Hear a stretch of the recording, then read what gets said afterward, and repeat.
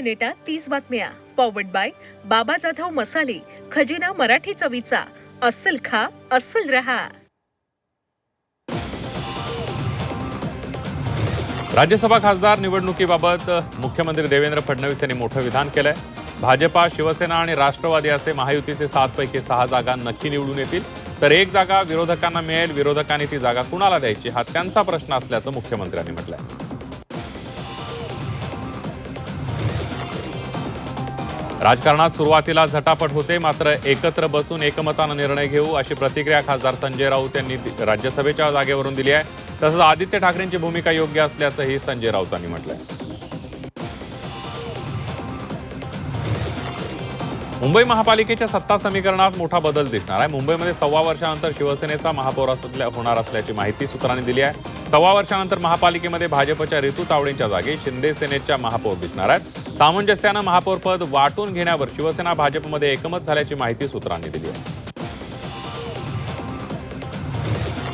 ठाकरेंची शिवसेना आपल्या कोट्यातील 3ही स्वीकृत नगरसेवक देण्याच्या तयारीत आहे. मनसेकडून 3 पैकी 1 स्वीकृत नगरसेवक मिळावा यासाठी आग्रही भूमिका होती, मात्र मनसेकडून अद्याप ठाकरेंच्या शिवसेनेसोबत कोणतीही चर्चा झाली नसल्याची माहिती सूत्रांनी दिली आहे.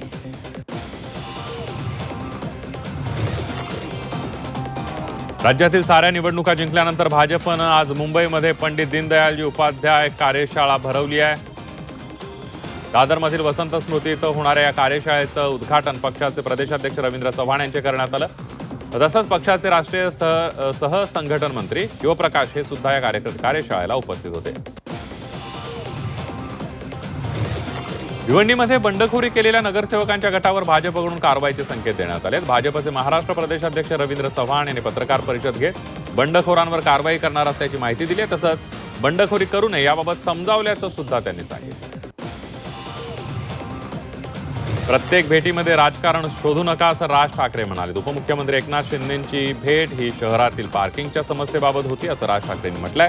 विरोधी पक्ष म्हणून काही सूचना देणं गरजेचं आहे. सध्या निकोप राजकारण राहिलं नाही अशी खंतही यावेळेला त्यांनी व्यक्त केली.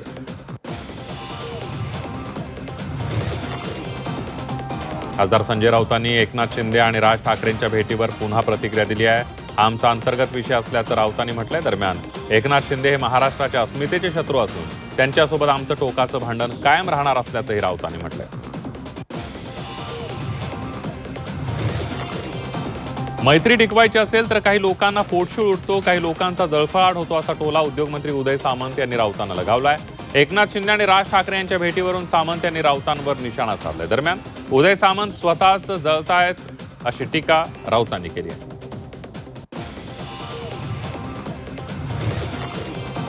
मुंबईतील रंगशारदा सभागृहात मनसेची बैठक पार पडली. या बैठकीची इनसाइड स्टोरीज ही 24 तासच्या हाती लागली आहे. महाराष्ट्र सध्या आयसीयू मध्ये आहे असं वक्तव्य मनसे अध्यक्ष राज ठाकरे यांनी केलंय.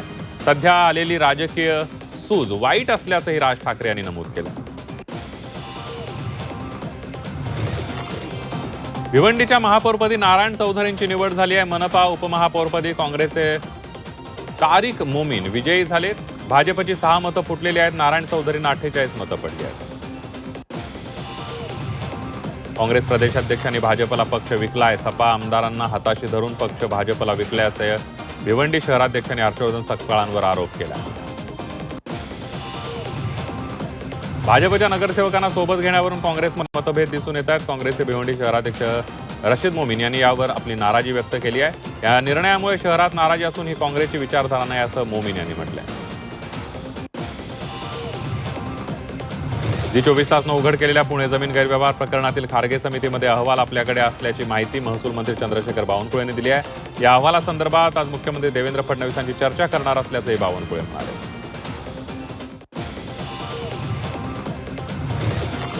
मुंबई महापालिकेच्या महापौरपदी महिला विराजमान झाल्यानंतर सुधार, शिक्षण आणि बेस्ट सारख्या महत्त्वाच्या वैधानिक समित्यांवरही नगरसेविकांची वर्णी लागली आहे. आणि त्यामुळे महापालिकेत महापौरपदापासून विरोधी पक्षनेत्यांपर्यंत आणि वैधानिक समित्यांवरही महिला नेतृत्वाचाच आवाज घुमणार आहे.